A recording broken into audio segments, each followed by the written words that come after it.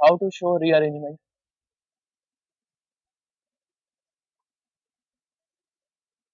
जैसे मैंने आपको कल R1 मेथड बताया था, पहले तो आपको ये डिसाइड करना है कि रीअरेंजमेंट में दिखाऊंगा कैसे, कि पॉसिबल है या नहीं है।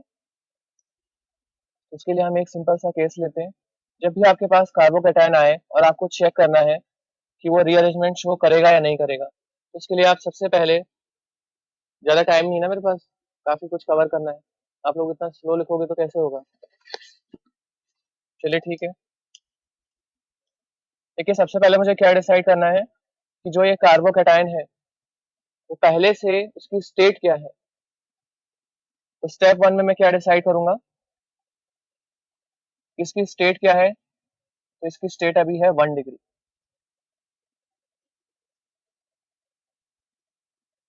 देन मैं स्टेप 2 में जाऊंगा चेक करने के लिए कि इसका नेबर एटम जो है वो मोर स्टेबल है और लेस स्टेबल है। मोर स्टेबल,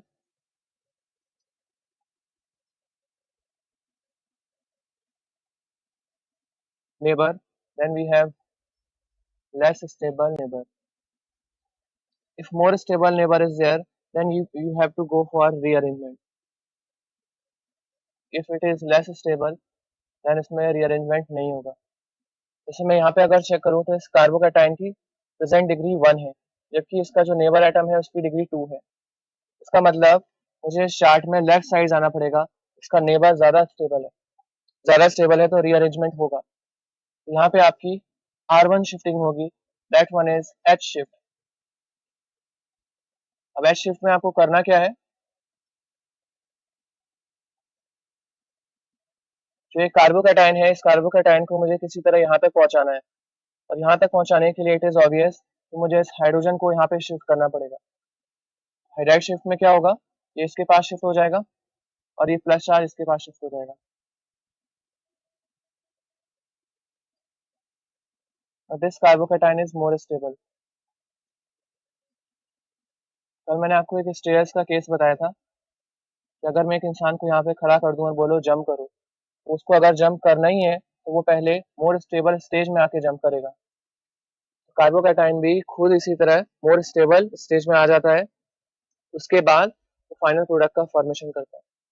देखिए, ऐसे एक्चुअल में ऐसा होता क्यों है आपको ये समझना चाहिए।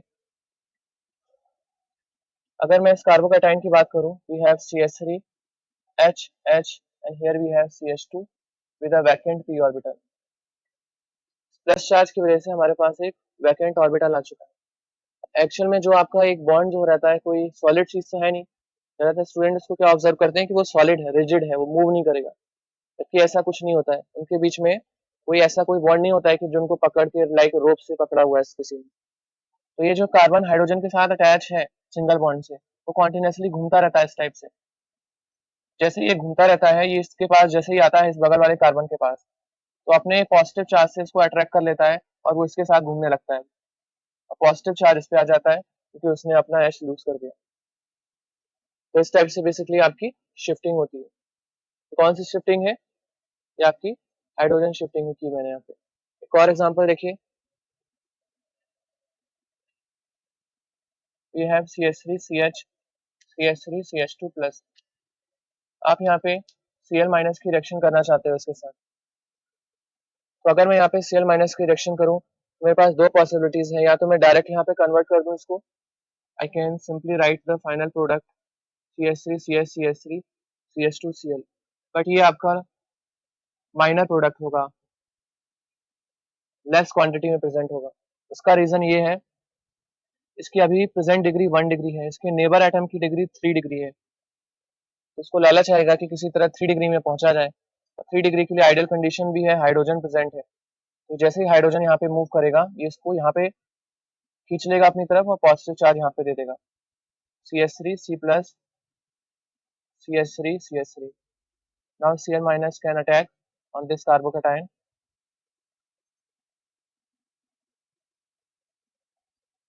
ये आपका मेजर प्रोडक्ट होगा। तो नोट कर लीजिए, कुछ डाउट आ रहा है तो पूछिए।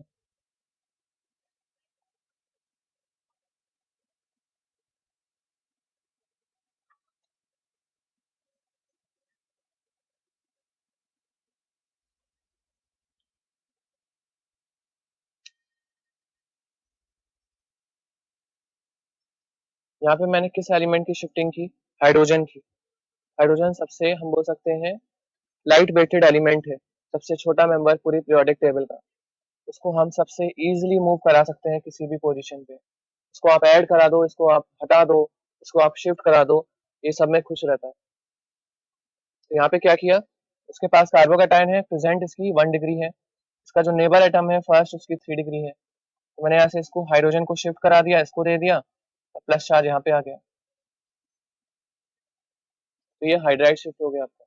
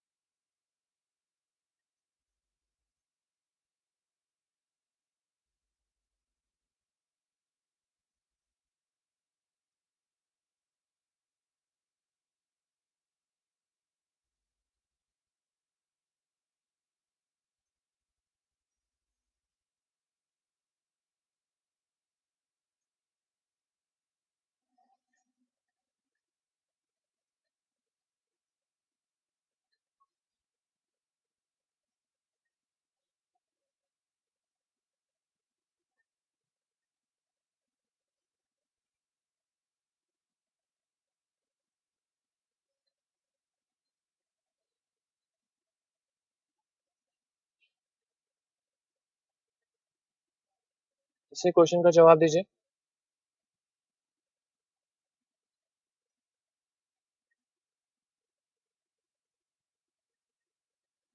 क्या यहाँ पे शिफ्टिंग होगी आपकी? कार्बोकैटायन क्या शिफ्ट करेगा यहाँ पे? करेगा। ये ग्रेट स्टेबिलिटी होगी अगर ये रीअरेंज करे खुद को। इसका रीजन क्या है? ये अभी 1 डिग्री है, इसके पास रेजोनेंस भी नहीं है। नेबर एटम पे अगर ये आ जाए तो इसको 2 डिग्री मिलेगा और ये बहुत ज्यादा स्टेबल हो जाएगा बाय रेजोनेंस। तो अगर मैं यहाँ पे हाइड्रोजन की शिफ्टिंग करा दूं तो इसके ऊपर प्लस चार्ज आ जाएगा, यहाँ पे CH3 आ जाएगा। तो ये बहुत अच्छी शिफ्टिंग है। 2 डिग्री के साथ साथ रेजोनेंस भी मिल रहा है, मतलब जैकपॉट खुल जा रहा है इसको। देन देखिए R shift, we have CH3 CH3 CH3 CH2 plus. इसमें आप ऑब्जर्व करना चाहते हो क्या शिफ्टिंग होगी या नहीं होगी? Right now its degree is 1 degree, its neighbour atom is 4 degree, but we do not have any hydrogen. तो वो क्या करेगा, हाइड्रोजन से बड़ा ग्रुप ढूंढेगा, मैथिल शिफ्ट करा देगा यहाँ से। मतलब वो हैवी एलिमेंट्स को पूरी तरह यहाँ से यहाँ एक्सेप्ट कर लेगा। तो ये इसके पास चला जाएगा, ये प्लस चार्ज इस पे आ जाएगा। CH3 CH3, जो CH3 है वो तो CH2 के पास चला गया और ये कार्बोकैटायन इसके पास आ गया। ये आपकी कौन सी है? Maithil shift. Hydrogen shift basically आपकी कंफर्टेबल होती है, इजी होती है। ऐसी हम ले सकते हैं H शिफ्ट, जो अभी मैंने आपको बताई, मैथिल शिफ्ट, एथिल शिफ्ट भी आप ले सकते हैं, फाइनल शिफ्ट भी ले सकते हैं आप पीएच का। सबसे इजी कौन सा है? हाइड्रोजन। जब तक हाइड्रोजन शिफ्ट प्रेजेंट है तब तक मैं एमी शिफ्ट नहीं करूंगा। इसके पास क्या था? हाइड्रोजन था नहीं, इस वजह से मुझे मैथिल शिफ्ट करना पड़ा। अगर हाइड्रोजन होता है इसके पास, मान लीजिए यहाँ पे, तो मैं हाइड्रोजन की शिफ्टिंग कराता, नहीं था इस वजह से मैंने CH3 की शिफ्टिंग कराई। क्लियर हो गया आपको? तो मैंने आपको दो मेथड बता दिए, एक बताया F1 method, sorry R1 by hydrogen shift, then this one is R2 by methyl ethyl shift. Then we have third method, R3 method, that one is from allylic group.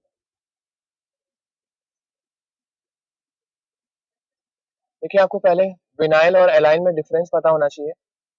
Vinyl और align में क्या difference होता है?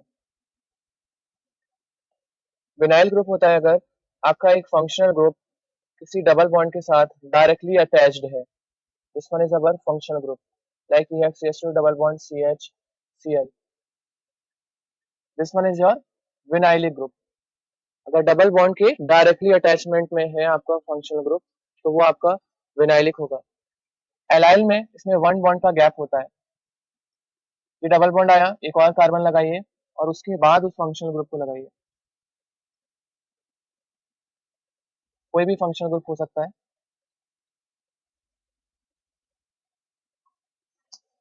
ठीक है, अब इसकी वजह से डिफरेंसेस क्या आ जाते हैं। मैंने आपको अगर याद हो तो विनाइलिक कार्बोकेटाइन को सबसे लास्ट में रखा था। उसका रीजन क्या था? उसका रीजन है इस सीएल को हटाना यहाँ पॉसिबल नहीं है। उसका रीजन, सीएल को अगर आप यहाँ से हटा दो तो वो स्ट्रॉन्ग एसिड तो है उसका कॉन्जुगेट, बट वो हटना नहीं चाहता क्योंकि वो कॉन्जुगेशन में है इसके साथ। तो विनाइलिक में आपका क्या होता है, कॉन्जुगेशन आ जाता है, रेजोनेंस आ जाता है। इस रेजोनेंस की वजह से ये लिविंग ग्रुप जैसा जो वर्क करता है वो करना बंद कर देता है। जबकि यहाँ पे अगर मैं इसको हटा दूं यहाँ से तो इस पे कार्बोकेटाइन आ जाएगा जो कि आपका बहुत स्टेबल इंटरमीडिएट होगा बाय रेजोनेंस। ठीक है, तो ये तो तुरंत रेस में भागने को तैयार है आपका, जैसे ही स्टार्ट करो दौड़ जाएगा। ये तो जाने को तैयार ही नहीं है, बोलेगा मैं पहले से स्टेबल हूँ, मुझे कोई रेस में पार्टिसिपेशन नहीं करना। ठीक है, तो पहला तो ये आपको विनाइलिक एंड एनाइलिक ग्रुप में डिफरेंस पता होना चाहिए। अब देखिए एनाइलिक ग्रुप में हम शिफ्टिंग कैसे करेंगे। Like we have CH3 CH double bond CH, इसको मैं CH2 ही ले लेता हूँ, फिर एनाइलिक ग्रुप में आता हूँ। CH2 double bond CH, then we have CH2 plus. We know that कि इसमें रेजोनेंस प्रेजेंट है, ये बेसिकली एलाइलिक ग्रुप है। एलाइलिक ग्रुप से ये स्टेबल हो सकता है। इसको मैं यहाँ पे कर दूंगा बाय एरो रूल, इलेक्ट्रॉन्स की जंपिंग करा के डबल बॉन्ड यहाँ पे आ जाएगा CH2, Tellis positive, positive charge यहाँ पे आ जाएगा। ये तो आपका एलाइल ग्रुप था। तो एलाइल क्या होता है, ये सिंपली एलाइल है आपका। तो एलाइलिक ग्रुप क्या होता है, जिसमें ये पार्ट आपका जरूर आए उसमें, जबकि इसके लेफ्ट साइड राइट साइड कुछ भी ग्रुप हो सकता है। जस्ट फॉर एग्जांपल, अगर मैंने आपको बोला CH3 CH2 CH double bond CH CH2 plus, और एक और यहाँ पे लगा देता हूँ, यहाँ पे CH3 है। अब इस केस में आप चेक करो इतना ग्रुप आपका जो है बेसिकली वो एलाइलिक ग्रुप है। ये एलाइल नहीं है, एलाइल तो सिर्फ ये है, बट ये एलाइलिक ग्रुप है आपका। क्या मैं इसको रेजोनेंस से स्टेबल कर सकता हूँ? इसका answer is yes. CH3 CH, यहाँ पे प्लस चार्ज आ जाएगा, यहाँ मुझे मिलेगा CH double bond CH2। Here we have CH3 group. Now tell me which one is more stable carbocation. This one has resonance, this one also has resonance, but इसका जो inductive effect है वो better है। Inductive effect के बारे में मैंने आपको बताया भी था, डिस्टेंस डिपेंडेंट होता है। तो ये प्लस, जो प्लस चार्ज है जो यहाँ से इंडक्टिव इफेक्ट पड़ रहा है वो क्लोज डिस्टेंस पे है, तो ये ज्यादा स्टेबल होगा इसके कंपैरिजन। तो ये भी शिफ्ट कर सकते हो आप। This one is your allylic shift. अच्छा ये सब्सटेंस बताइए, मैं आपको बताता हूँ क्या ये एलाइलिक है।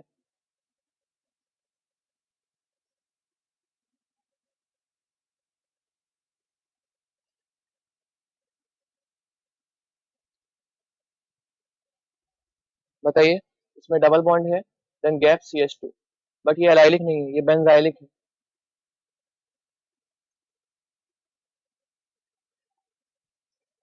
तो नोट करिए, कुछ डाउट आ रहा है तो पूछिए।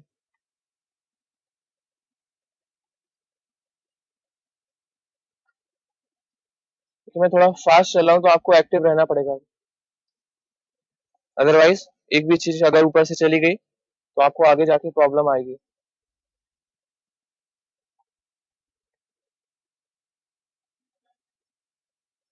पास में आपको समझ में नहीं आता? क्या समझ में नहीं आया बताइए। पूरा मैं आपको रेजोनेंस समझा चुका हूँ कि रेजोनेंस कैसे शिफ्ट करते हैं। पाई इलेक्ट्रॉन्स का केस है, डबल बॉन्ड पॉजिटिव, तो मैं रेजोनेंस बाय एरो रूल ये शो करूंगा। एरो रूल से ये शो करूंगा, देखिए यहाँ पे, तो यहाँ पे पॉजिटिव था, इस पे आ जाएगा पॉजिटिव, बट ये दोनों ही इक्वली स्टेबल है। बट इन दिस केस अगर आप ऑब्जर्व करो, अगर मैं इसको यहाँ पे शिफ्ट करा दूं तो पॉजिटिव चार्ज यहाँ पे आ जाएगा और इसको आई इफेक्ट ज्यादा बेटर फील होगा इसके कंपैरिजन। क्योंकि मैंने आपको पहले भी बोला था आई इफेक्ट डबल बॉन्ड में वर्क नहीं करता है, इसको बेटर फील हो रहा है आई इफेक्ट, इस वजह से ये मोर स्टेबल है। ये आपका कौन सा मेथड था? R3 method, allylic shifting.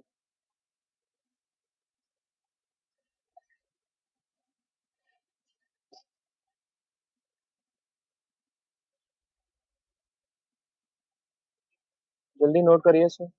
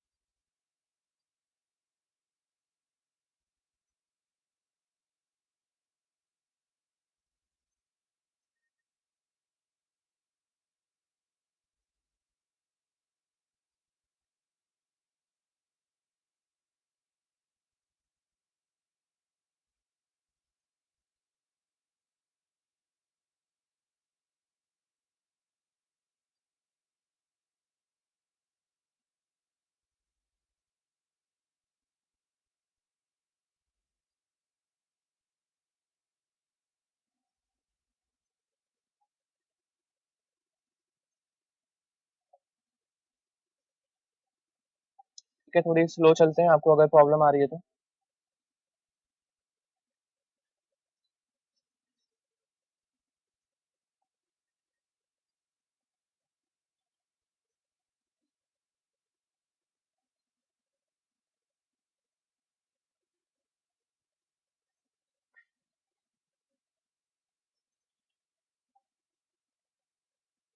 Benzene से तो वो ऑलरेडी स्टेबल है ना, एरोमेटिसिटी है उसके पास, वो अपनी एरोमेटिसिटी लूज नहीं करेगा ना। वो बेंजिल ग्रुप है, ना कि आपका एलाइलिक ग्रुप है। उसके पास साइक्लिक कॉन्जुगेशन है। अब मैं आपको बता रहा हूँ, नेक्स्ट वन इज, जिससे आपके डिफिकल्ट क्वेश्चन बन सकते हैं, वो है आपका रिंग एक्सपेंशन। जब भी एग्जामिनर को डिफिकल्ट प्रॉब्लम डालना रहता है तो वो हमेशा रिंग एक्सपेंशन डालता है। उसका रीजन ये है कि आपके 12th क्लास के लेवल पे ring expansion and ring contraction के बारे में कुछ भी डिटेल नहीं दिए। ठीक है, तो आपको ये पता होना चाहिए। ठीक है, अगर हम एनर्जी प्रोफाइल डायग्राम बनाए डिफरेंट डिफरेंट रिंग का, तो एटलीस्ट मुझे एक रिंग बनाने के लिए 3 कार्बन की जरूरत पड़ेगी। ये आपका थर्ड है, ये फोर्थ है, ये फिफ्थ है, ये सिक्स है, देन सेवन, देन एट। इसमें जो आपका 6 मेंबर वाला जो रिंग है वो सबसे ज्यादा स्टेबल है। This one is most stable, क्योंकि इसकी एनर्जी सबसे कम है। जिसकी एनर्जी जितनी ज्यादा होती है वो उतना ही अनस्टेबल फील करता है। मैं अगर थर्ड वाले से पूछूं, ये मेरा थर्ड मेंबर रिंग है, this one is fourth member, 5 member ring, this one is 6 member ring. ऐसे आप सेवेंथ बना सकते हो और एट बना सकते हो।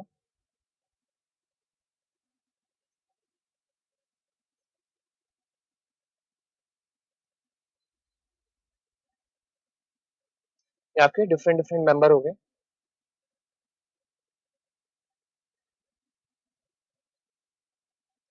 होता क्या है आपका, अगर मैं थर्ड वाले का आपके एक्सप्रेशन शो करूं कि थर्ड वाले की सिचुएशन कैसी है। थर्ड वाला बोलता है मेरा हाइब्रिडाइजेशन sp3 है, मेरे पास 2 हाइड्रोजन है, मेरा हाइब्रिडाइजेशन sp3 है, मेरा एंगल 109 होना चाहिए था, 109 डिग्री 28 मिनट।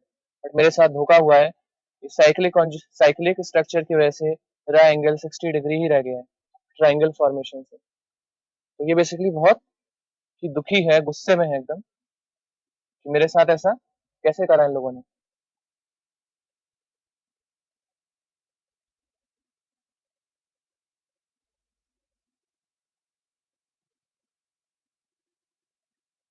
बताइए ऐसा क्यों क्यों गुस्से में है ये? क्योंकि एंगल 109 होना चाहिए था, निकला 60 डिग्री। जैसे एक वायर को आप मान लीजिए, एक वायर को आप पूरा एकदम कंप्रेस करके रख दो, तो जैसे ही आप उसको खोलोगे वो क्या हो जाएगा, तुरंत स्प्रेड हो जाएगा, फैल जाएगा, क्योंकि वो मैक्सिमम डिस्टेंस पे रहना चाहता है स्टेबिलिटी के लिए। इसको भी आपने ऐसे कस के पकड़ के रखा है कि 60 डिग्री पे रहेगा। उसने बोला मौका मुझे मिलेगा तो मैं तुरंत एंगल बढ़ा दूंगा अपना। थ्री वाले को चाहिए फोर्थ पोजीशन, फोर्थ वाले को चाहिए फिफ्थ पोजीशन। फोर्थ वाले की अगर हम पोजीशन चेक करें, इसमें 90 आ रहा है आपका। ये इतना ज्यादा दुखी तो नहीं है, बट दुखी जरूर है। ये गुस्से में है, ये सिर्फ सैड है आपका। 5 मेंबर रिंग वाला जो 6 मेंबर के पास है, तो 6 वाला सबसे स्टेबल होता है। तो ये इसके पास बेसिकली ये ब्लैंक इंसान है, इसके कोई एक्सप्रेशन नहीं है, ठीक ठाक है, इसको कुछ प्रॉब्लम नहीं जाता। जबकि 6 मेंबरिंग जो आपका मोस्ट स्टेबल होता है, वो बहुत ज्यादा खुश है क्योंकि उसके पास मैक्सिमम स्टेबिलिटी है।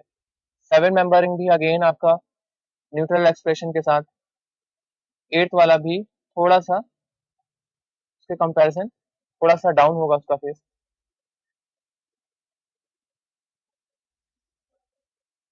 ठीक है, तो 6 वाला में आपका सबसे ज्यादा स्टेबल होता है। उसका मैं आपको रीजन बताता हूँ 6 स्टेबल क्यों होता है। क्योंकि 6 के बेसिकली दो फॉर्म होते हैं 6 मेंबर रिंग के। पहले भी मैंने आपको बताया है कि ये most stable stage chair form में एग्जिस्ट करता है 6 मेंबर रिंग। तो आराम से आप लेट जाइए तो आपको कंफर्टेबल फील होगा। इसका एक और फॉर्म होता है, बोर्ड फॉर्म भी होता है। तो इस वजह से सब चाहते हैं कि किसी तरह 6 मेंबर रिंग में कन्वर्ट हो जाए। 6 मेंबर रिंग आपका सबसे ज्यादा स्टेबल होता है, वो डिफरेंट डिफरेंट अरेंजमेंट शो कर सकता है। तो इसको बेसिकली अगर मेरे पास 3 मेंबरिंग है तो मैं इसको एक्सपेंड कराना चाहूंगा, 3 से 4 में जाना चाहूंगा, 4 से 5 में जाना चाहूंगा, 5 वाला 6 में जाना चाहेगा। क्वेश्चन ये आता है हम रिंग एक्सपेंशन करें कैसे। रिंग एक्सपेंशन की नेसेसरी कंडीशन आपके पास एक उसमें नेसेसरी कंडीशन ये है कि कार्बोकैटायन हमेशा रिंग के बाहर होना चाहिए। जैसे मान लीजिए इसको आप रिंग एक्सपेंड करना चाहते हैं, क्या मैं रिंग इस बार तो अभी मैं रिंग एक्सपेंड कर रहा हूँ, क्या मैं इसको कॉन्ट्रेक्शन कर सकता हूँ, इसको कम कर सकता हूँ 5 मेंबर को 4 में। तो आंसर इज यस, कर सकता हूँ मैं। जैसे मैंने आपको वो न्यूटन वाला एग्जांपल दिया था, अगर मैं बोलूं कि एक बॉल को मैं ऊपर से थ्रो करूं तो वो हमेशा नीचे ही जाएगा। बट अगर मैंने आपको इसके ऑपोजिट में आपको शो ही नहीं किया कि ये बॉल कनेक्टेड है 10 केजी के वेट से, तो ये बॉल नीचे की बजाय ऊपर चला जाएगा। तो अगर मेरा रिंग कॉन्ट्रैक्शन कब हो सकता है कि अगर एक दूसरे सिस्टम को बहुत ज्यादा स्टेबिलिटी मिल रही है उस कॉन्ट्रैक्शन से, तो मेरा रिंग कॉन्ट्रैक्ट हो जाएगा। वो सब बात की बात है, मेनली हमारा रिंग एक्सपेंशन आता है, कॉन्ट्रैक्शन आपको एक दो केस मिलेंगे हार्डली। तो आपको ये सीखना है कि अब हम रिंग एक्सपेंड करें कैसे। नेसेसरी कंडीशन, पॉजिटिव चार्ज हमेशा रिंग के बाहर होना चाहिए, कभी भी रिंग पे होगा तो आप उसको एक्सपेंड नहीं कर सकते। जो आपका पॉजिटिव चार्ज है उसको मैं फर्स्ट पोजीशन बोलूंगा, this one is your second position, this one is your third position. इसका सिंपल सा रूल है, एक 1 एंड 3 के बीच में बॉन्ड बनाइए, बॉन्ड फॉर्मेशन, एंड 2 एंड 3 के बीच में बॉन्ड ब्रेक करिए।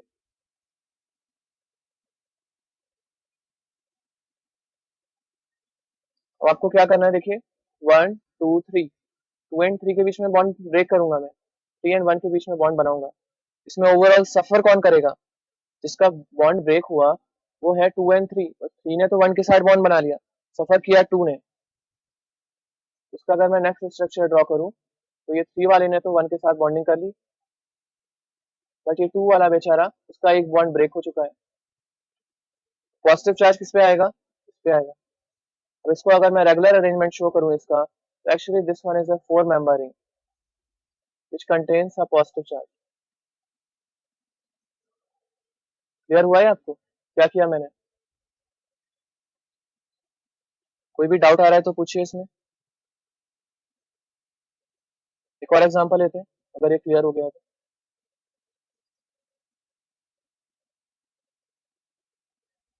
CH2+, इसमें आप रिंग एक्सपेंशन करना चाहते हो। ये आपका फर्स्ट कार्बन है, ये सेकंड है, ये थर्ड है। 2 एंड 3 के बीच में मैं बॉन्ड ब्रेक करूंगा, 1 एंड 3 के बीच में बॉन्ड बनाऊंगा। ओवरऑल सफर कौन सा करेगा आपका, हमेशा सेकंड कार्बन। यहाँ पे आप लिख लीजिए, सेकंड कार्बन पे जो होगा आपका हमेशा कार्बोकैटायन आएगा। सेकंड कार्बन ये है, इस पे कार्बोकैटायन आएगा एंड 1 एंड 3 के बीच में बॉन्ड बन जाएगा। Actually this one is now 5 member ring